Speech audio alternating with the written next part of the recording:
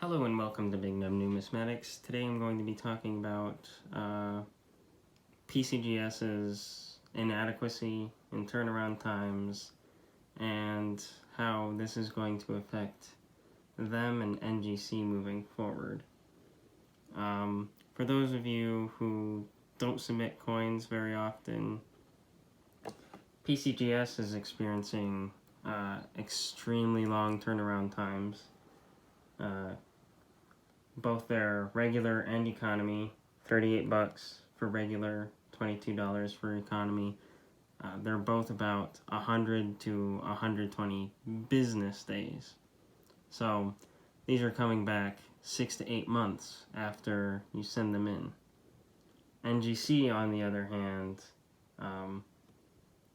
they're coming back within 3 weeks for their standard, which is the equivalent of PCGS's regular, and their economy is about 5 weeks. So there's really, if they gave both the same service, NGC would be getting all the coins. So really, you have to look at is NGC going to take over PCGS's market share worth of submissions? Because if you take these two coins, okay, this is a 67 plus PCGS. The QA sticker doesn't really do anything for the value. And this NGC 68 star, the PCGS coin is worth far more than the NGC, even when this has a higher grade and a star. So a lot of times with PCGS, you'll find coins that are colored nice, like this NGC dime, and crack it out or cross over to get the star. You can also see this on proof-like or cameos on one side, so you can get that star and boost the value up. So NGC's holders are, they're a lot easier to counterfeit. However, PCGS has been having problems as well.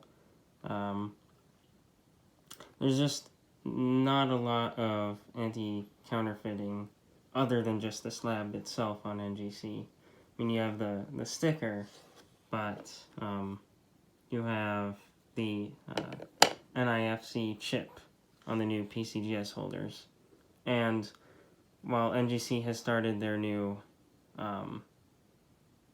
photography, PCGS's True Views are a great way to check counterfeit coins as well, because 9 times out of 10 it's going to look different than what's in the photo. Another thing NGC is doing at the moment is honestly being a tad bit more liberal. A lot of the early holders, like Buffaloes, it's pretty, you get a really nice bang for your buck for each grade. And NGC isn't wrong per se, it's just how they interpret the grade. But certainly from a perspective of a buyer, NGC coin and a PCGS coin that cost the same, even if the NGC coin is a grade higher, the PCGS coin a lot of times is even better than the NGC coin.